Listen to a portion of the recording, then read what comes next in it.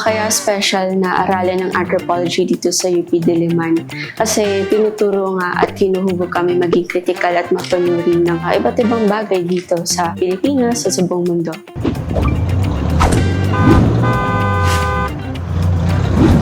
Hi, I'm Raya, a graduating student studying BA Anthropology here at the College of Social Sciences and Philosophy dito sa UP Diliman. Tara! So if I were to explain anthropology to someone who's unfamiliar with the discipline, I'd say na anthropology is about studying the human beyond the humanity.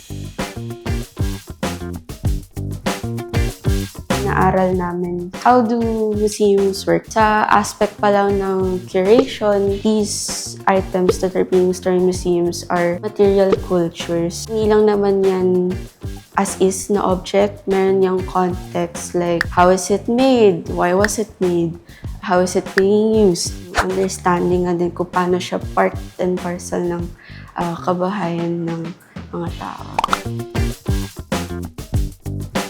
So, isa sa mga experiences ko na sa tingin ko I'm in the right place nung nasa anthropology na ako was that yung feeling na parang lumalawak na yung worldview ko. Whenever I have discussions with my classmates and professors outside the classroom, parang ino-unsettle nga din siya, challenge yung the things that we know and we take for granted.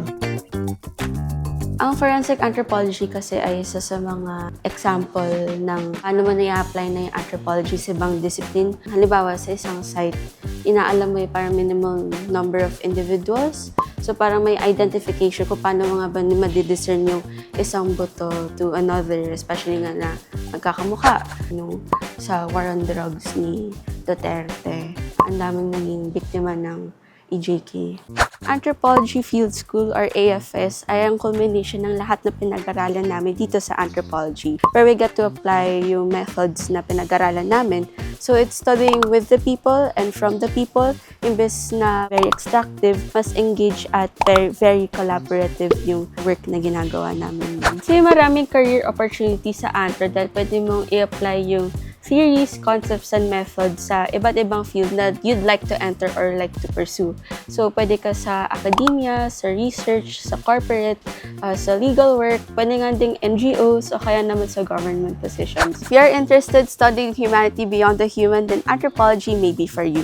This video is in partnership with UP Anthropology Society, isang organisasyon na nakatuon sa pag-unawa nagpapakatao, higit sa tao. Again, this is Raya and this is Crash Course.